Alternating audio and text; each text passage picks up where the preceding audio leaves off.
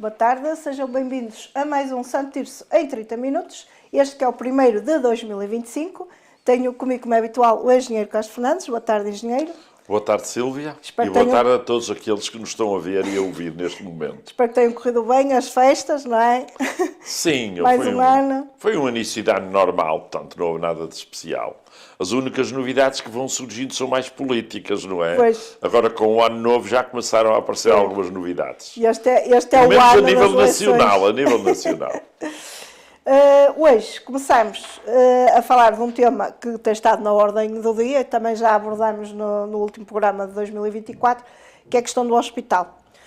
Tal como já é do conhecimento público, o Governo manifestou a intenção de transferir a gestão do Hospital de Santo Tirso para a Misericórdia. O anúncio foi feito pelo Primeiro-Ministro no dia 12 de dezembro e depois disso temos assistido a uma escalada de reações aqui no Conselho. Da parte do Diário de Santo Tirso, pedimos no próprio dia esclarecimentos ao Governo e concretamente à Ministra da Saúde. Pedimos sempre reações por parte dos responsáveis, seja neste ou noutros casos. Quando não as temos é porque não querem prestar declarações ou então nem nos respondem, que foi o que aconteceu. Até agora ainda não obtivemos qualquer resposta. Tivemos então a Câmara Municipal a pedir também esclarecimentos à Ministra da Saúde. Depois o PSD disse ter obtido uma grande vitória e até enumerou os serviços do hospital. O Bloco de Esquerda manifestou-se contra. O PCP defendeu a gestão pública e a construção de um novo hospital. A administração do hospital diz desconhecer as condições do processo e o PS, cujos responsáveis são os membros da Câmara Municipal, diz também desconhecer essas condições, que irá defender os trabalhadores e que se gastou muito dinheiro no hospital, por isso não faz sentido essa alteração. São muitas então as reações num curto espaço de tempo, mas não terão sido todas elas tomadas a quente, uma vez que, ou seja, foi um anúncio que poderia passar a gestão, no entanto, ainda não há nada concreto, não é? Supostamente haverá uma equipa de acompanhamento ou de gestão de processo, mas que ainda não está em funcionamento. Ou seja, temos visto aqui um bocadinho de luta política e, de resto, respostas para o hospital e para termos um hospital efetivamente a trabalhar, que é o que os tircenses necessitam, para já não temos nada. Pois, a questão da transferência do hospital público para a Misericórdia, eu particularmente não sei muito bem se é para a Misericórdia e para a gestão pela Misericórdia ou se é para a gestão pela União das Misericórdias, que é uma coisa completamente diferente. Porque o anúncio que o Primeiro-Ministro Luís Montenegro fez no dia 12 de dezembro, parece que foi o dia frisado, foi obtido depois de uma reunião entre o Primeiro-Ministro e o Presidente da União das Misericórdias, Dr. Manuel Lemos. Portanto, aquilo que parece haver é um acordo entre o Governo e a União das Misericórdias com vista à transferência dos hospitais públicos, pelo menos de alguns, para as Misericórdias. Foi anunciado que os primeiros eram Santo Tirso e era, acho que Seja da Madeira. Sim. Isto é a repetição do que aconteceu em 2015, quando o governo de Passos Coelho até chegou a elaborar um decreto com vista a isso mesmo, mas não conseguiu, porque, entretanto, tomou posse como Primeiro-Ministro o Dr. António Costa e este decidiu que essa transferência não iria ser feita. Agora parece estar mais alargado. Recordemos que, na altura, o governo da AD caiu, o governo de Passos Coelho e Paulo Portas. Este governo, todos sabemos que vai ficar a governar até meados de 2026. Porque, por causa das eleições autárquicas e presidenciais, fundamentalmente, não pode haver demissões do governo neste período. Donde este governo, e se eu entender, vai ter tempo para levar a bom porto, ao seu bom porto, a iniciativa. E parece que não são só 2 hospitais que vão ser transferidos para as Misericórdias. São 20. São 20 que o Governo quer transferir. É, ideologicamente, uma medida tomada de acordo com as propostas de um Governo da AD, transferir o que é público para o setor privado, mesmo sendo as misericórdias, e para isso mesmo as coisas estão muito atrasadas e até é normal que ninguém saiba nada, ou pouca gente deve saber. Porquê? Porque só agora é que vai ser constituída a comissão de 11 membros para tratar do assunto. Foi esta semana que foi divulgado quem são os organismos que vão pertencer a essa mesma comissão. Portanto, quando a Câmara Municipal de Santo Tirso tomou conhecimento da medida tomada pelo Governo e também o Diário de Santo Tirso pediu esclarecimentos, eu penso que nem o Governo tinha esclarecimentos para dar. Pois. O que é grave é que uma entidade pública como a Câmara, que também pediu uma audiência à Ministra, ainda não tenha obtido qualquer resposta. Isto é muito grave. Quando um organismo eleito pelas populações, que representa as populações, pede uma audiência ao Ministro e o Ministro nem lhe responde. Nem diz sim, nem diz não, nem diz talvez. Eu diria antes pelo contrário, não diz nada. Pois. Isto é muito grave democraticamente e representa bem o pensamento, a maneira de estar do Governo em relação a uma autarquia como é Santo Tirso.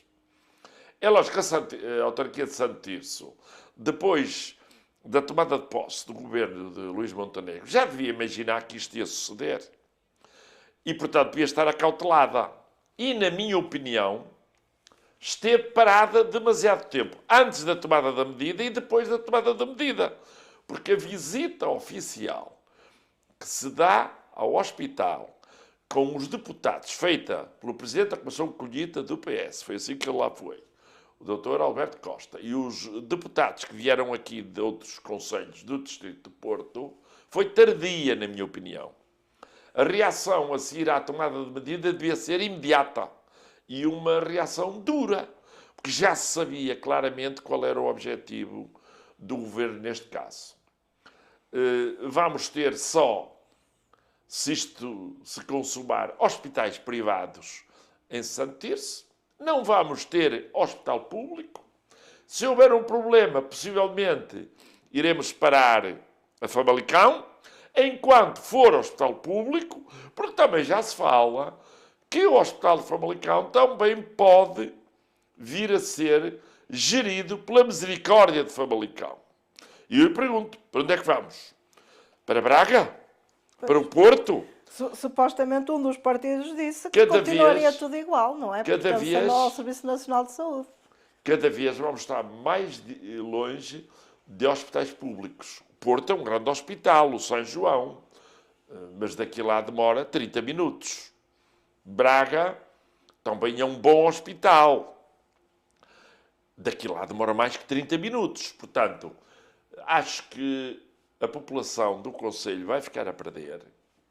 Não se conhecem as condições. Mas A única entidade... se calhar não há condições, é isso que... Mas a única entidade que quis revelar publicamente e fez um comunicado nesse sentido, a dizer tudo o que ia acontecer, foi a Comissão Política do Conselhia do PSD. Como é?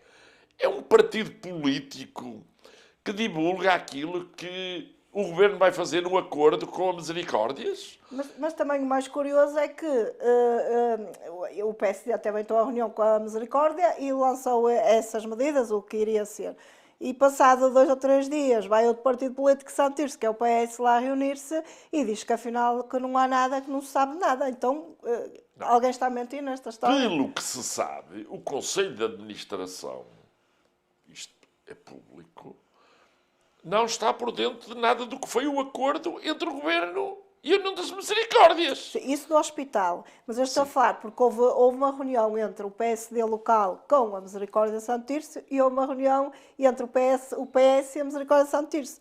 Ou seja, o PSD sai da reunião e diz que será assim e o PS sai da reunião e diz que afinal... Porque a Misericórdia certamente que não comunicou nada à Câmara, ou então porque o PSD tem informação, talvez confidencial, de muito mais alto. Nota-se que há aqui uma promiscuidade política que não é compreensível. É uma entidade pública, uma Câmara Municipal, independentemente do partido que é destratada, e uma entidade partidária, porque é da cor do partido do poder, aparentemente sabe o que vai acontecer. Pois. Na prática e publicamente, as instituições, nem o governo, nem o hospital até agora revelaram nada. E mesmo a própria Misericórdia, em termos do facto do que vai acontecer, em minúcia, em pormenor, também não revelou nada. Portanto, está criado aqui um grande imbróglio. E penso que está consumado um facto que é desvalorizar cada vez mais o hospital. E este objetivo não é de agora. Este objetivo vem de há muitos anos. Eu recordo-me que já a partir de 2000 e pouco já houve estas intenções todas que se foram aguentando. E o governo, quando entrava um governo de PSD, havia medidas contra o hospital. Quando entrava um governo de PS, procurava fazer-se obra. Pois. Foi assim que se fez com o governo do PS. A urgência, foi assim que se fez a imagiologia, a consulta externa, a cirurgia do ambulatório, uma série de iniciativas no hospital. Foi assim que se fez a última grande obra, que é um investimento de mais de 6 milhões de euros, que é a nova medicina interna e a unidade de saúde mental. E, a seguir, muda o governo e do que se fala é entregar o governo, ou melhor, entregar o hospital, que é público, metade privada, depois de se ter investido milhões. Pois, mas a realidade é que vai-se investindo milhões, mas continua a faltar os meios humanos. O hospital não está a servir a população neste momento. Pois, exato. Não Mas é? aí é uma responsabilidade íntegra do Governo e do Ministério da Saúde de nomear pessoas ou de indicar médicos, enfermeiros, auxiliares para dar resposta. É porque agora o que nós ouvimos muito é, efetivamente, também o hospital que temos e não ter nenhum é a mesma coisa. Por isso, se calhar, se vai para, Mas isso se vai não para é- a Misericórdia, se ficar a funcionar como o de Ribadave, se calhar até não é mau para a população. Atenção, não é? o Hospital de Ribadavia não tem nada a ver com o Hospital de Santiço. Metem essa confusão sempre, que é uma perfeita falácia. Não, é só questão de dizer que Porque também o era Hospital de Misericórdia. Ribadavia nunca foi público, foi sempre privado. E funciona como privado, pronto, está lá muito bem. Pertence à Misericórdia também, não é? Como? Pertence também, é gerido pela O Misericórdia. Hospital de Ribadavia é da Misericórdia. O Hospital de Ribadavia é explorado pela Misericórdia, é diferente, mas nunca esteve outra função.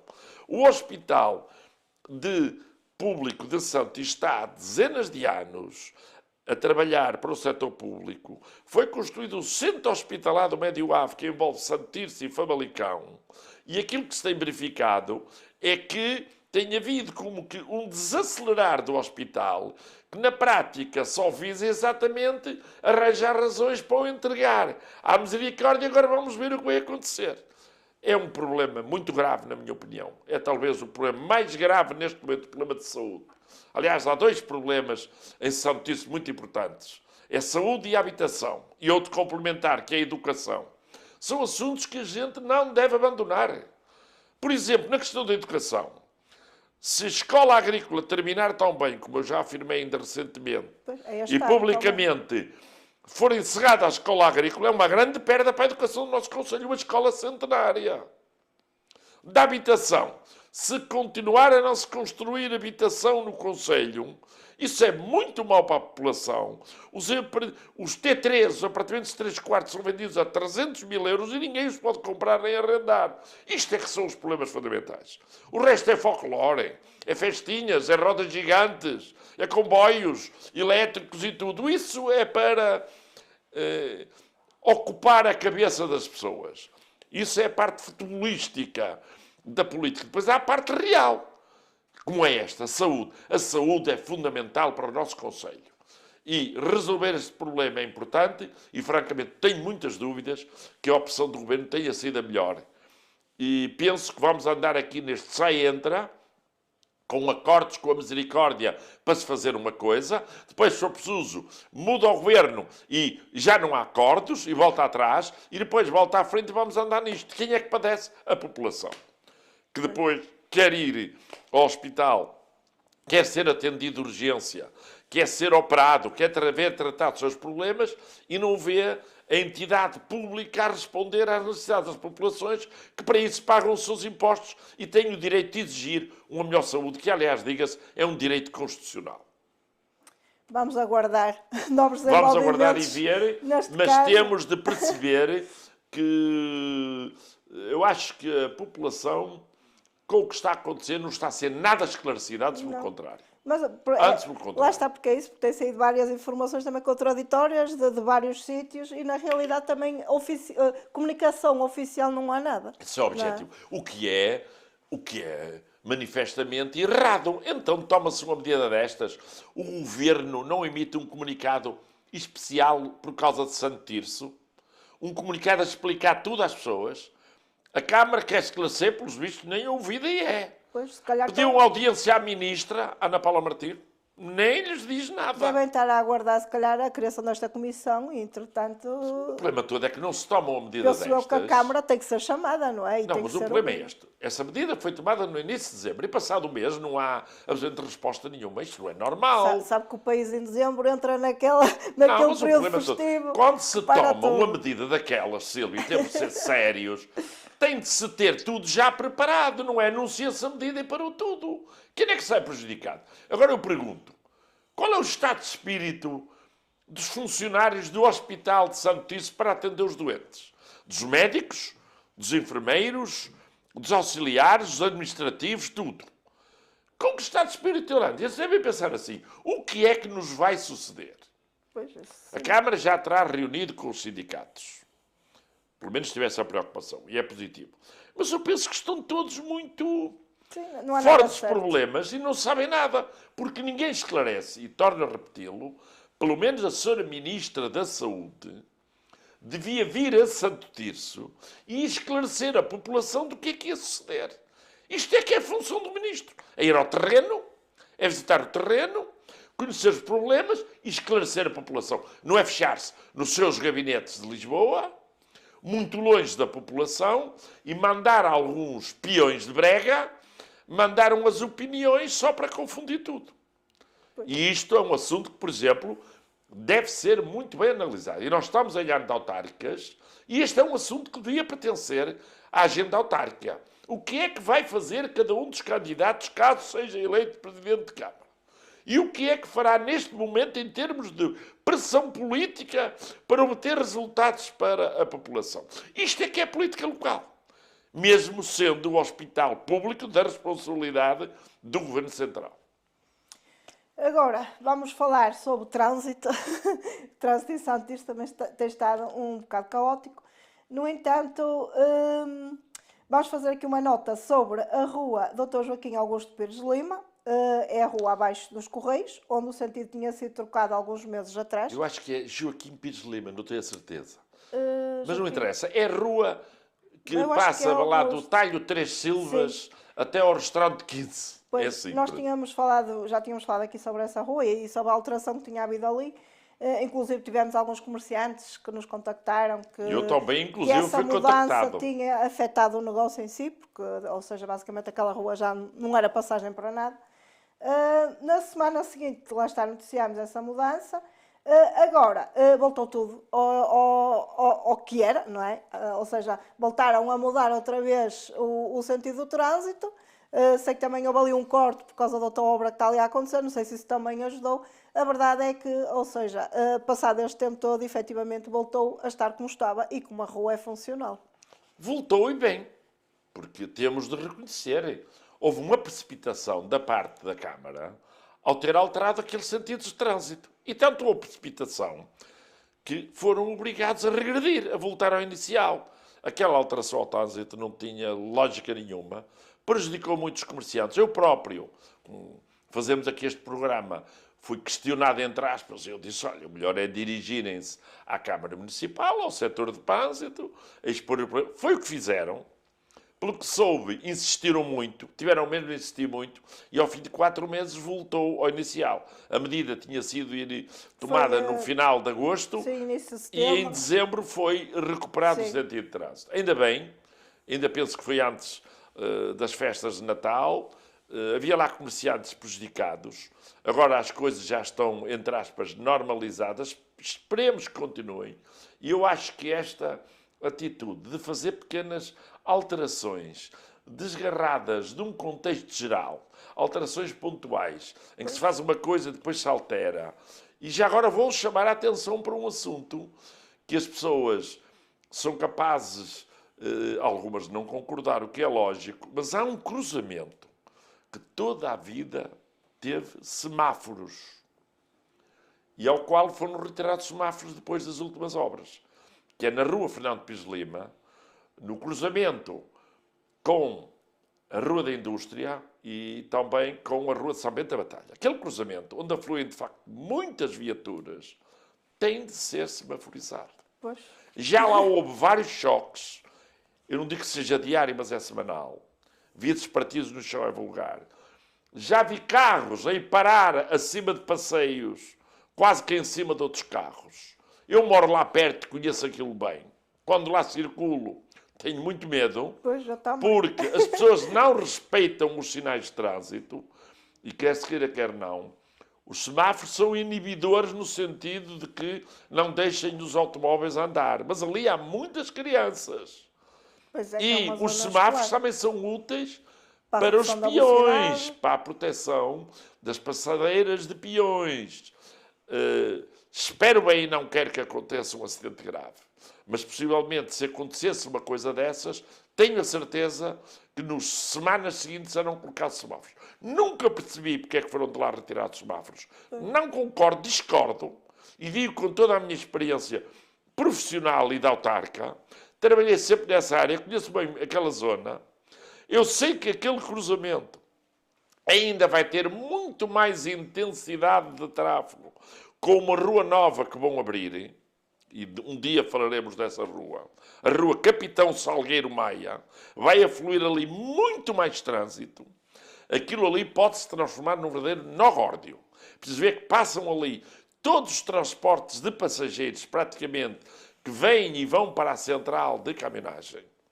Ali há milhares de alunos, centenas de professores, centenas ou milhares de pessoas que passam ali, muitos carros diariamente, e eu faço um apelo. É para a Câmara, faça um estudo de tráfego, medindo o tráfego, fazendo as previsões contra o futuro e se veja se vale ou não vale a pena ali colocar semáforos onde sempre existiu semáforos ao longo de muitos anos. Pois, e se foram lá colocados foi por algum motivo, não é? Exatamente. E agora foram retirados com as novas obras e eu temo que haja lá um dia um acidente grave. Pois. Temo.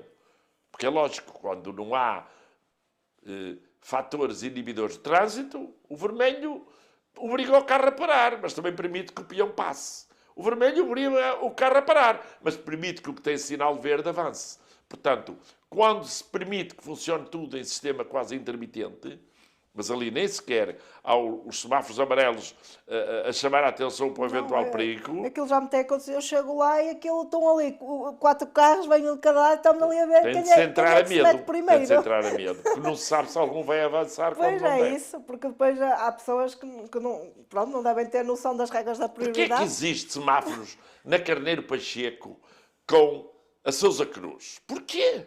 Porquê é que existe semáforos em frente ao tribunal? Pois. Aquele cruzamento, aquele largo, antes chamava-se o Ainda largo... tivemos aqui há dias, eles estiveram desligados para aí 2 dias, aquilo era o caos. Aquele Ali largo, ao pé do tribunal. aquele largo chamava-se antigamente, que ia lá a uma mercearia, que era o Quim da Avó. Conheço há muitos anos. Que era ao topo do chamado bairro do Teles, na Rua da Indústria. E, portanto, ali circula imensa gente. É um semáforo e gente, pessoas a pé, muitos, e automóveis, e pesados, e passageiros. E também ciclomotores, não é? E ciclistas, portanto. É um cruzamento, uma grande atividade. Vai ligar à Rua de São Bento da Batalha, que tem um tráfego imenso. Aquela zona industrial, tem a zona que vai para a Várzea e que vai para Lousado. Portanto, está ali próximo à própria Polícia de Segurança Pública. Não podem lá pôr um polícia, porque senão era um desperdício estar um polícia ali a regularizar o trânsito. Não é? Todo dia. Portanto, o melhor será, de facto, estudar o assunto com cabeça, pedir a especialistas na matéria se vale ou não vale a pena, para que um dia não ocorra qualquer problema. É a minha proposta. Aliás, Já que falamos de já a trânsito. fizemos aqui várias vezes. Pode ser que agora em 2025 que nasçam ali uns semáforos.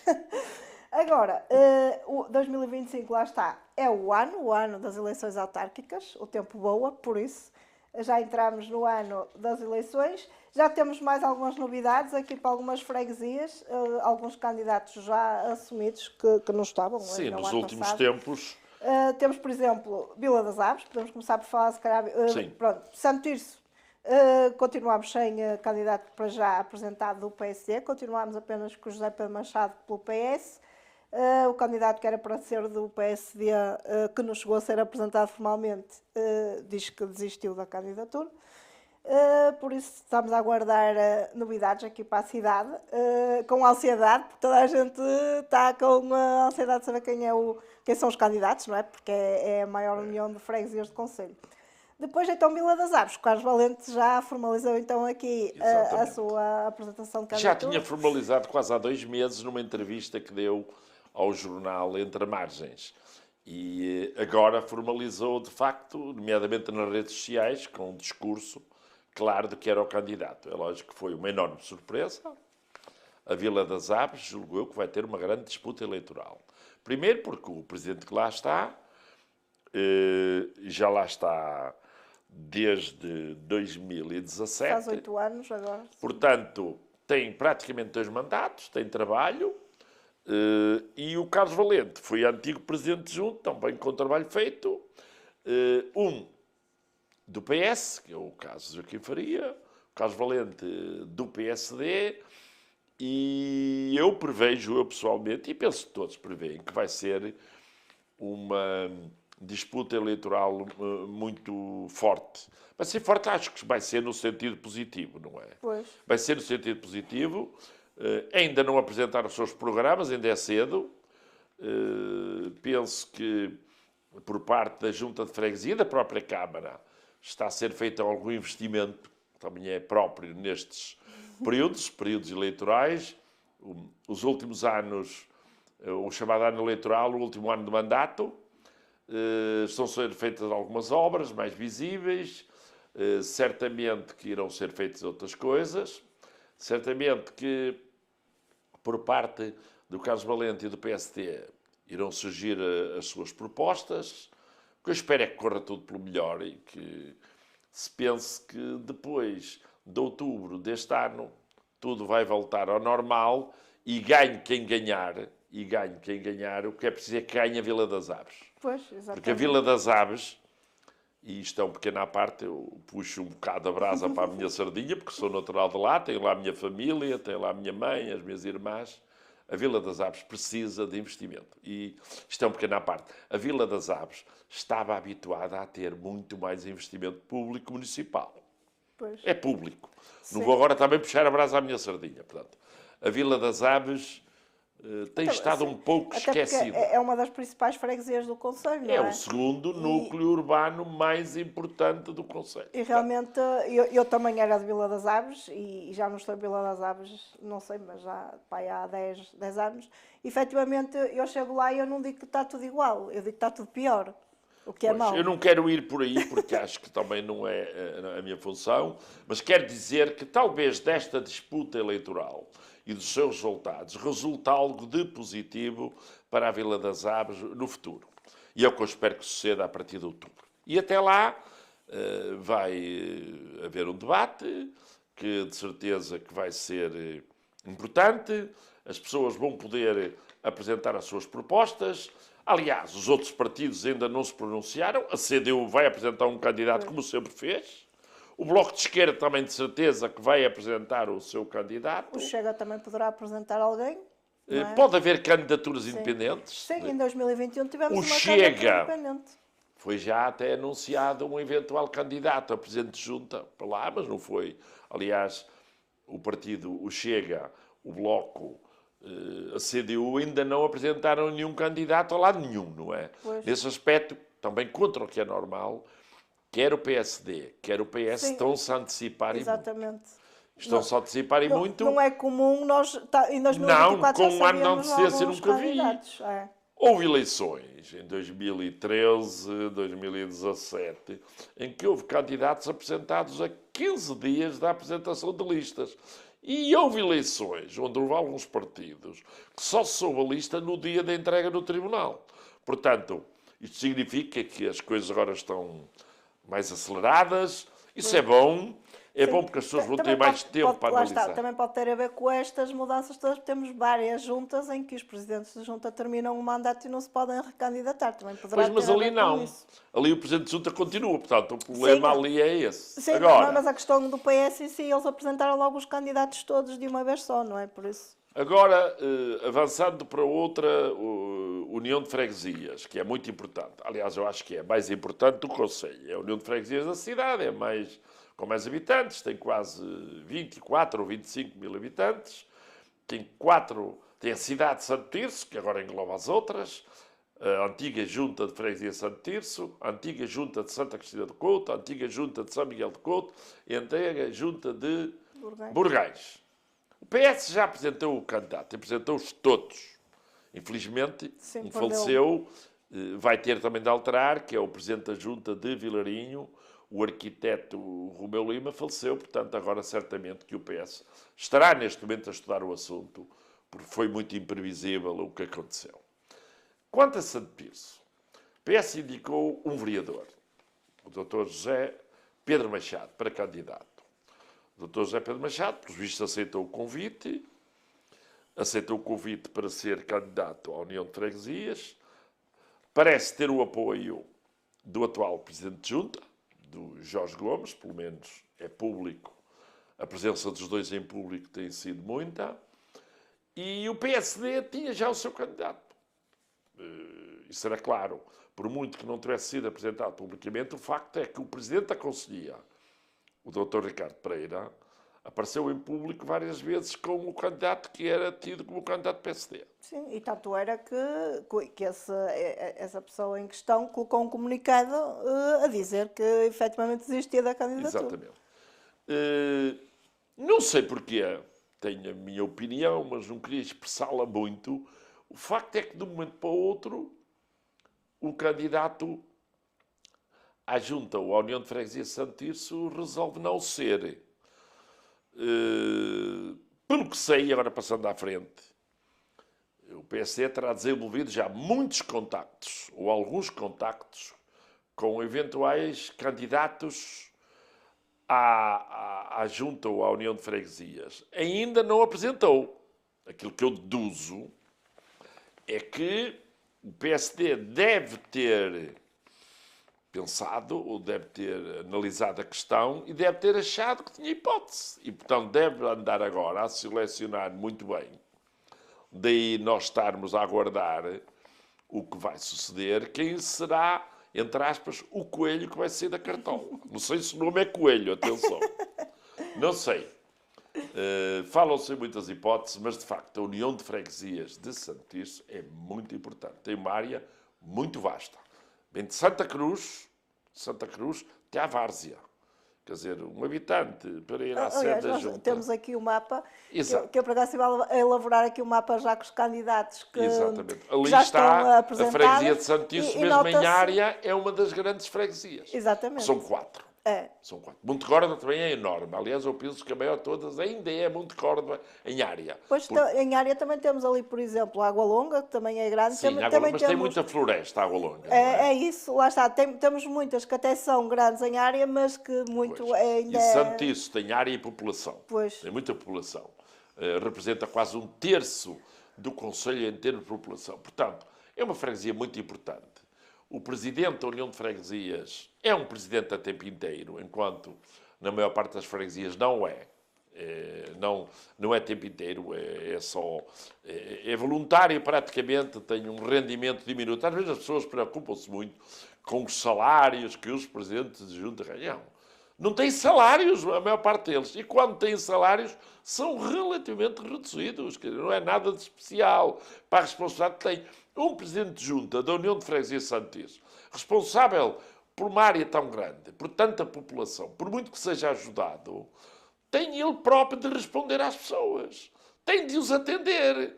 Aqui na sede da União de Freguesias, que é onde ele geralmente devia estar, não é? Pode estar às vezes em Santa Cristina, acredito, mas o Presidente de Junta tem de se disponibilizar para isso tudo. E, portanto, eu acho que é de uma importância vital e o que eu digo às pessoas é que procurem saber quanto é que ganha um Presidente de Junta, um vogal normal, em termos de receitas, são poucas centenas de euros, é um valor ridículo quase, e com uma responsabilidade tremenda, com as pessoas a baterem à porta, a telefonarem, a interpelar na rua, isso, coisa que nos chamados políticos nacionais ninguém os incomoda, normalmente, poucos incomodam. Portanto, a minha opinião é que a luta também por Santo Tirso vai ser muito importante, mas hoje até talvez nem vale a pena falar de mais casos, podemos deixar. Não, temos aqui mais umas novidades que podemos comentar. Por exemplo, Vila Nova do Campo, Carlos Pacheco, que nós também já tínhamos Foi falado. dos primeiros a apresentar a candidatura. Sim, ou seja, ainda não saiu aquele vídeo da apresentação da candidatura, no entanto ele já tem página, já também, nesta altura das festas, colocou o postal da candidatura, Sim, por isso também já é uma candidatura que podemos dizer que está assumida. Depois, o que é que tivemos mais? Santo Tomé de Grelos, também o Rui Almeida, também pelo PSD. Sim, Também, é novo candidato. Esse é também uma... é novo candidato. Exatamente. E depois, não temos aqui mais, temos a Sandra Neto, na Reguenga. Sim, Também. também já era conhecida. Sim. Mas... Temos o Joaquim Ferreira, na Agrela, que volta a fazer a volta a candidatura. recandidatar-se Sim. pelo PSD. Paulo Torres, em Monte Córdoba, que é novidade também. Paulo, acho que já tínhamos falado desse. Paulo Torres já tínhamos comentado no último. Já estava, nessa altura já estava assumido. Os que assumiram agora nesta altura foi o da Agrela, o Joaquim Ferreira, da Reguenga, a Sandra Neto, o Rui Almeida de Santo Tomé, o Carlos Pacheco, que acaba por ser oficial, e também o Carlos Valente em Vila das Aves. Por isso Sim, são sim. estas as novidades. E se nós olharmos para o mapa, estão quase todas as freguesias, pelo menos Então, os dois partidos com as candidaturas apresentadas. neste momento falta-se conhecer o candidato do PSD de Água Longa. Água Longa, Falta conhecer Santo o Tirso, candidato do PSD de Santo Tirso. Rebordões, Falta conhecer o candidato do PS de Vilarinho. e de Rebordões também do PSD. Rebordões também já não se sabe quem é o candidato do PSD. E- Esteve quase... Constou-se aí umas coisas, mas não se confirmou nada disso. Pois, à Câmara Municipal também temos as duas candidaturas Faltam os assumidas. outros, não é? Têm de aparecer também, Por isso, não é? agora, lá está, entramos no ano, estamos em janeiro, depressa chegamos a setembro. São por isso- 8 meses daqui até às eleições. Por isso, agora devem começar a surgir também E até novidades dos junho outros tem de estar partidos. tudo indicado, não é? É isso, e lá está, nós não podemos olhar, Santo Tirso não tem só dois partidos, não é? Não, Neste momento eu são já vários disse. e lá está. Já disse, Agora, os outros partidos têm toda a legitimidade. Vamos ver que novidades é que nos traz o Bloco, porque, em princípio, a Ana Isabel Silva já não vai ser novamente candidata. Que novidades nos traz o CDU? Eu já o disse numa oportunidade que eu penso que vai ser o candidato à CDU, mas agora é melhor ser a CDU a falar. E também do Chega. Do Chega a gente está também... Não sabemos muito bem quem são os candidatos, porque eles também não divulgaram, e já se sabe que a Joana Guimarães, em princípio, não vai ser candidata à Câmara outra vez, não é? pois, e lá está também as candidaturas independentes, que podem efetivamente Sim, surgir tanto à Câmara mas como para a para as Câmara é freguesias. difícil. Para a Câmara houve aí umas ameaças, uns fogo-fatos de que havia a hipótese de A e B ser candidatos independentes. Dá muito trabalho, muito trabalho. E eu não estou a ver ninguém empenhar-se no trabalho de uma candidatura à Câmara assim sozinho. Aliás, o único que nos últimos anos apareceu como candidato independente foi o Dr. Henrique Pinheiro Machado e quase que ia conseguir ser eleito vereador. É uma coisa que as pessoas se esquecem, não é? Bem, daqui a 15 dias voltamos a comentar sobre as novidades, senão também vamos falando do que se sabe. E agora passamos à parte dos aniversários, também tivemos aqui bastantes aniversários no mês de dezembro. Tivemos a 23 de dezembro o Futebol Clube Vilarinho, completou 48 anos de existência. Quase 50 anos também, um clube já antigo do nosso concelho. Sim, sim. Depois temos a Associação Desportiva de Tarri, também fez 38 anos. Uma associação muito representativa de 29 Santa de Cristina de dezembro. Couto. Depois tivemos os Bombeiros Tircenses, mais conhecidos como os Amarelos, que fizeram 95 anos também a 31 Uma de dezembro. corporação importantíssima do nosso concelho. Depois o Futebol Clube Tircense, completou 87 anos, 5 de janeiro. A história da data do Futebol Tircense é uma história que um dia há de ser contada. Agora esta é a data que se comemora, por isso. Sim, foi assumido. Foi a data que se assinalou, inclusive calhou bem, foi num dia de jogo em casa, um dia de vitória, por isso foi um dia bom para todos os tircenses. E agora também de assinalar, que também ainda não falámos, mas dar os parabéns ao Tircense, que está nos quartos de final. Exatamente, da e vai Taça de a Portugal. Elvas. Já não estava há 33 Não vai ser anos. fácil o jogo em Elvas. O Vitória de Guimarães foi eliminado lá, não é? Mas é isso que se diz, às vezes os ditos pequenos surpreendem e efetivamente Sim, sim. Quando a mim me diziam... Não, mas já é uma grande vitória real. Mas agora era trazer a quando vitória. Pois é, mas quando a mim me diziam, vai ser com o Guimarães, porque o Elvas, não é? Está a ver? E o Elvas conseguiu, e agora é engraçado que vamos ter uma equipa do Campeonato de Portugal nas meias finais, não é? Exato. Seja o Elvas, seja o Tirsense, uma das duas vai fazer história e vai estar nas meias Exatamente, finais da taça. exatamente. Por isso que ganha o melhor. São os Exatamente. dois da mesma divisão, claro que para nós. Olha, e é a melhor o derrota do Tirsense. Vitória de Guimarães em Elvas levou a que a Ao saída do despedimento treinador do Daniel treinador. Sousa, que só tinha feito 3 jogos em Guimarães. Exatamente. Hoje o futebol é muito volátil, não é? É, Os é treinadores isso. vão e vêm com E não rapidez. se pode subestimar as equipas ditas mais pequenas, porque o futebol, não é? Lá está. É para onde entrarem as bolas na baliza é que conta. Exatamente. Porque às vezes pode jogar melhor uma equipa, a outra marca o golo e a outra ganha. Mas os parabéns ao Futebol Tirsense por ter conseguido a vitória sobre o Rebordosa. Eu, por acaso, vi-o na televisão o jogo. E vi-o na televisão e gostei imenso, principalmente, desculpa, da primeira parte. Na parte final, aquele andou um bocado, mas conseguiu-se Pois, passar. porque aquele nervosismo final já tinha acontecido com o Brito para a taça, por acaso. Eu até disse que foi um final impróprio para cardíaco, tanto num jogo como no outro. Pois foi. Mas pronto, mas O do correu bem. Rebordosa foi mesmo, o próprio cardíaco. Correu bem no final, é o que interessa, e lá está, estamos, nem que agora não se consiga ir mais longe, os quartos de final já é um feito que não havia há muito tempo em Santo Tirso. Sim, senhor. Depois também temos o Colégio Santa Teresa de Jesus, completou 128 anos, no dia 10 de janeiro. Uma instituição de educação fundamental na cidade e no concelho e na região. E eu digo isto porque conheço, porque eu cheguei a ser professor foi um dos o meu primeiro emprego, praticamente. Eu cheguei a dar aulas no colégio e não me arrependo de nada, aliás, posso dizer à vontade, os meus 3 filhos foram alunos do Colégio de Santa Teresa de Jesus, porque é de facto uma instituição de educação fantástica. E depois temos também o Quartel dos Bombeiros Voluntários de Santo Tirso, que também fez no dia 13 de janeiro o 12 anos, que também que passaram para o novo quartel, por isso também. Sim, também um edifício realizado em bom tempo, e eu aqui presto a minha homenagem ao homem que foi a alma dessa obra, que foi o Dr. Azuil Diniz, Presidente dos Bombeiros, que foi também Presidente de Câmara, o primeiro Presidente de Câmara eleito, e conseguiu realizar o sonho da vida dele, que é fazer o novo Quartel dos Bombeiros da autoria do arquiteto Cisa Vieira. Por fim, já demos os parabéns na altura, mas também assinalamos aqui o seu aniversário, que foi no dia 27 de Já dezembro. passou, já também passou. é uma personalidade histórica aqui de São Já Tirso. passou. Por isso deixamos aqui mais uma vez os nossos parabéns para si e um obrigado por continuar connosco.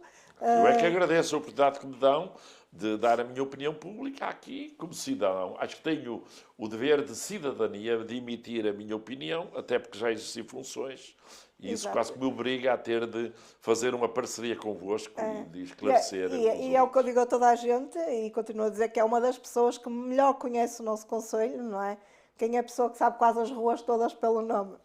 Ninguém. Não sei Por tudo, isso, mas algumas sabe, sei. sabe quase, tudo que seja do Conselho de Santo Tirso, sabe quase tudo. Por isso é das pessoas mais bem informadas do nosso Conselho e faz todo sentido que esteja connosco. Por isso agradecemos mais uma vez também a sua presença e a continuidade deste programa. Por isso, regressamos daqui por 15 dias com mais assuntos relacionados com a atualidade de Santo Tirso. E lá está, este ano promete ser um ano mexido e de muita novidade, que espero que sejam boas. Obrigada e boa tarde. Boa tarde.